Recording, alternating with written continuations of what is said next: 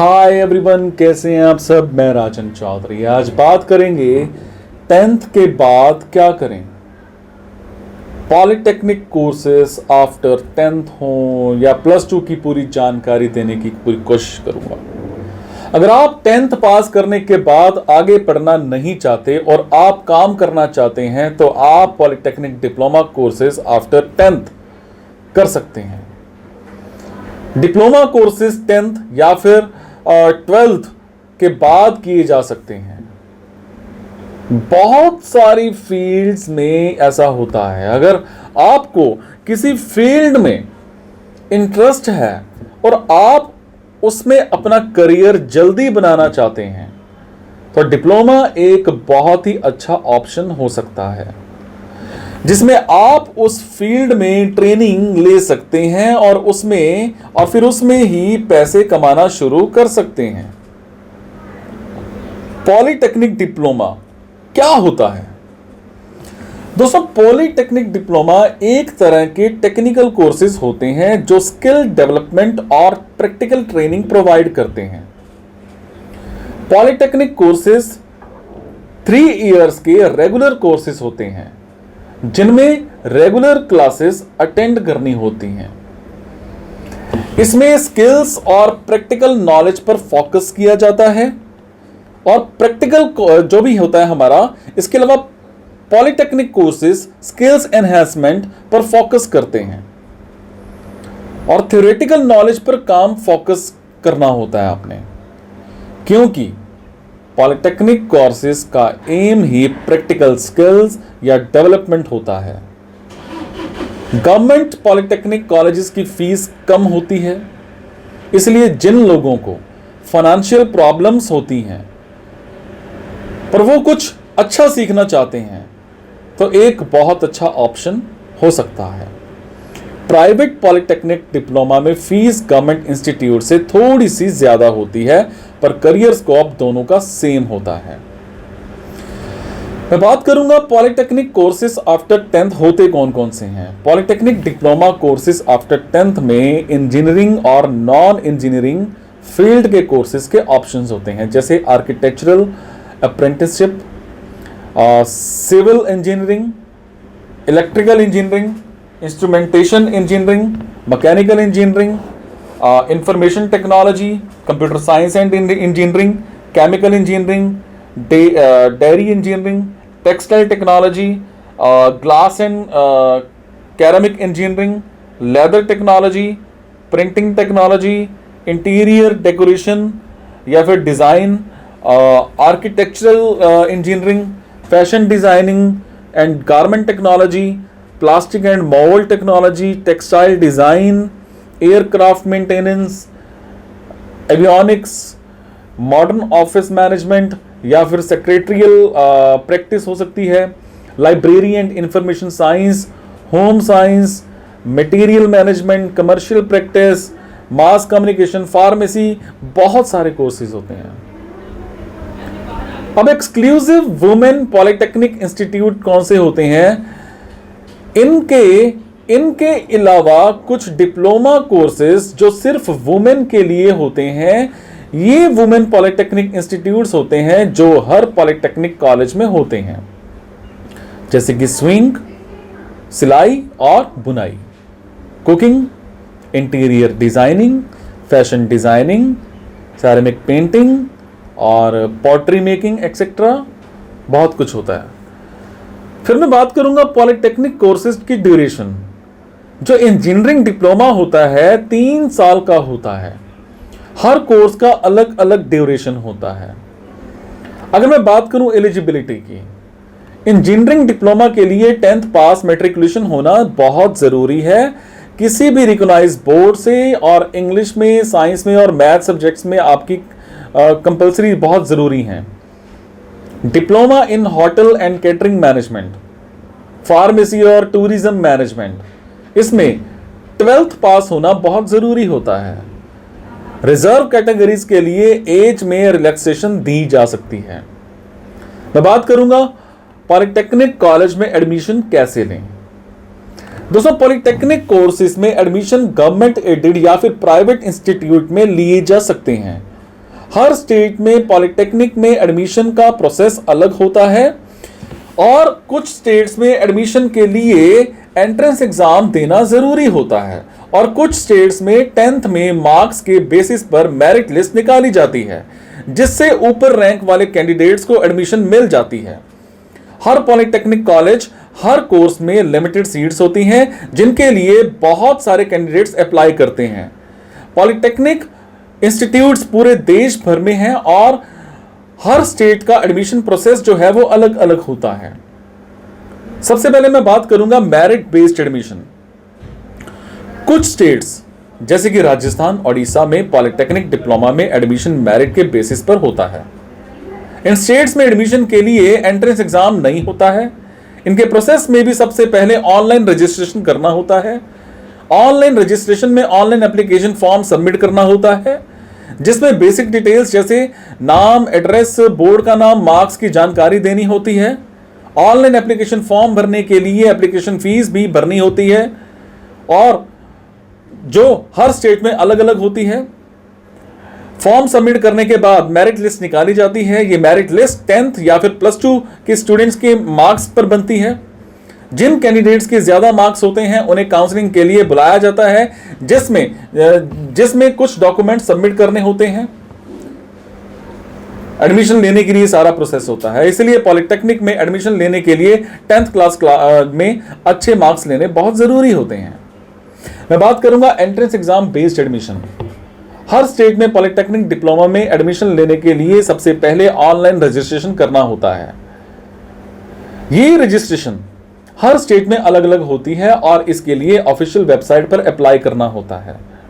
Online registration में online application form submit करना होता है जिसमें बेसिक डिटेल्स जैसे नाम, जैसे एड्रेस या फिर बोर्ड का नाम या फिर मार्क्स की जानकारी देनी होती है। ऑनलाइन एप्लीकेशन फॉर्म भरने के लिए एप्लीकेशन फीस भी भरनी होती है जो हर स्टेट में अलग होती है। बहुत सारे स्टेट्स में एंट्रेंस एग्जाम देना होता है एडमिशन के लिए।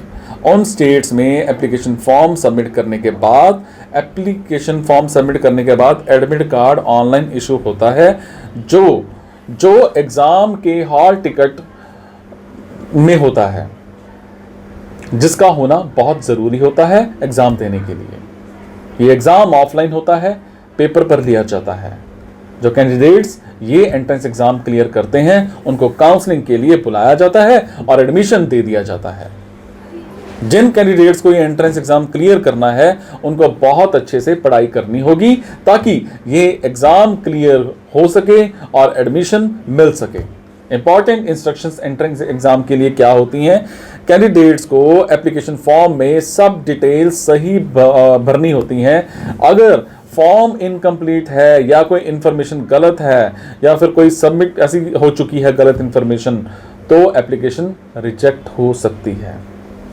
एडमिट कार्ड का प्रिंट लेना बहुत ज़रूरी होता है एंट्रेंस एग्ज़ाम देने के लिए। बिना एडमिट कार्ड प्रिंट आउट के एग्ज़ाम नहीं दे सकते हैं। रिजल्ट या फिर स्कोर कार्ड का प्रिंट आउट लेना ज़रूरी होता है काउंसलिंग के लिए।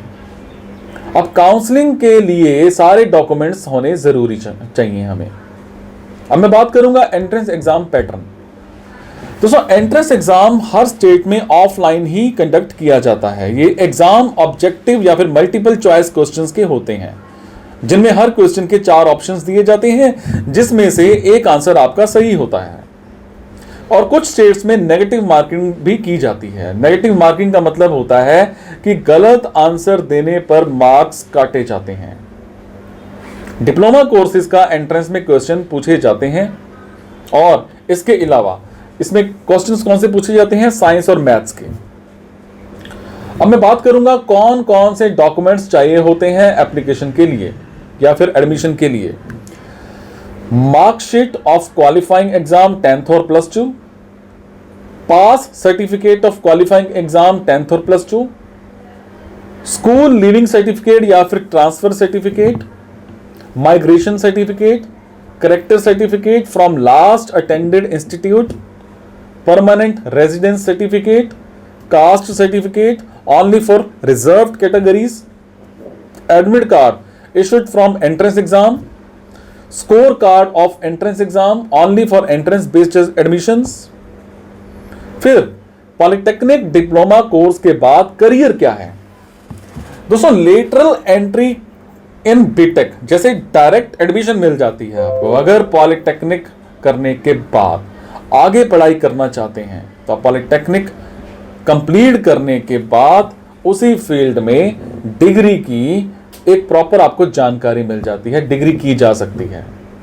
जैसे कि अगर आपने इलेक्ट्रिकल इंजीनियरिंग में पॉलिटेक्निक डिप्लोमा लिया है तो आप बीटेक या फिर बीटेक में इलेक्ट्रिकल इंजीनियरिंग और डायरेक्ट सेकंड ईयर में एडमिशन ले सकते हो। पॉलिटेक्निक से डिप्लोमा करने का एक ये बहुत फायदा मिलता है कि आप डायरेक्ट डिग्री कर सकते हैं और इसके बाद आप चाहें तो एमटेक भी कर सकते हैं। डिग्री होने से जॉब अपॉर्चुनिटीज और सैलरी का स्कोप बढ़ जाता है। अब मैं बात करूंगा इसकी नौकरी की, इसकी जॉब अपॉर्चुनिटीज की। दोस्तों पॉलिटेक्निक डिप्लोमा करने के बाद सरकारी और प्राइवेट जॉब्स दोनों का स्कोप होता है। पॉलिटेक्निक डिप्लोमा करने के बाद प्राइवेट कंपनीज जैसे कि विप्रो, महिंद्रा, टाटा, ये सब पॉलिटेक्निक इंस्टीट्यूट्स में इन कैंडिडेट्स को प्लेसमेंट प्रोवाइड करते हैं। इन कंपनीज में 10th के बाद पॉलिटेक्निक डिप्लोमा करने के बाद डायरेक्ट जॉब मिल सकती है, जबकि 12th करने के बाद इन कंपनीज में जॉब लेना मुश्किल हो जाता है। इसके अलावा बहुत सारी गवर्नमेंट जॉब्स के लिए ऑप्शंस भी मिल जाते हैं। उसके बाद बहुत सारी कंपनीज पॉलिटेक्निक इंस्टीट्यूट्स को जो भी कैंडिडेट्स हैं उनको जॉब प्लेसमेंट देती है। जॉब प्रोफाइल्स क्या होती हैं पॉलिटेक्निक इंजीनियर्स के लिए? जैसे product developer, service engineer, assistant designer, analyst, junior engineer, executive, lab assistant at college, ये सब रहता है। और टॉप गवर्नमेंट सेक्टर जॉब्स कौन सी होती हैं? पीएसयूज में या फिर गवर्नमेंट डिपार्टमेंट्स में टॉप गवर्नमेंट जॉब्स जो पॉलिटेक्निक इंस्टीट्यूट्स या स्टूडेंट्स को रिक्रूट करते हैं, इंडियन रेलवेज है, इंडियन आर्मी है, BHEL है, एयरपोर्ट अथॉरिटी ऑफ इंडिया है, पावर ग्रिड है, इलेक्ट्रिसिटी डिपार्टमेंट्स होते हैं, गेल जैसे gas authority of India limited है ना। उसके बाद ONGC है, oil and natural gas corporation जिसको हम बोलते हैं, DRDO है, defence research and development organisation है, एक BHEL है, Bharat heavy electricals limited, NTPC है, नेशनल थर्मल पावर कॉरपोरेशन हम जिसको बोलते हैं, पब्लिक वर्क डिपार्टमेंट्स हैं, BSNL है, भारत संचार निगम लिमिटेड जिसको हम बोलते हैं, इरिगेशन डिपार्टमेंट्स हैं, इंफ्रास्ट्रक्चर डेवलपमेंट एजेंसीज हैं, NSO national sample survey organisations जिनको हम बोलते हैं, IPCL है, इंडियन पेट्रोकेमिकल्स लिमिटेड, ये सब टॉप कंपनीज हैं। अब मैं टॉप प्राइवेट सेक्टर कंपनीज की बात करूंगा। जैसे एयरलाइंस है, एयरलाइंस में Go Air, Indigo, spice jet etcetera.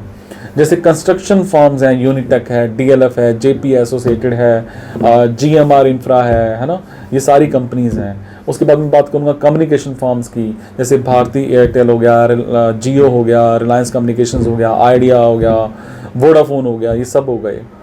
उसके बाद मैं बात करूंगा कंप्यूटर इंजीनियरिंग फर्म्स जैसे TCS है, HCL है, विप्रो है, ये सब कंपनीज हैं। उसके बाद मैं बात करूंगा ऑटोमोबाइल्स की, जैसे मारुति, टोयोटा, टाटा मोटर्स, महिंद्रा, बजाज, ये सब होती हैं।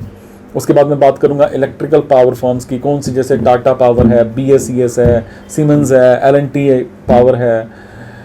और मैकेनिकल इंजीनियरिंग में क्या रहता है? जैसे हिंदुस्तान यूनिलीवर है, ACC लिमिटेड है, वोल्टास है, बहुत सारी कंपनीज होती हैं इस तरह की।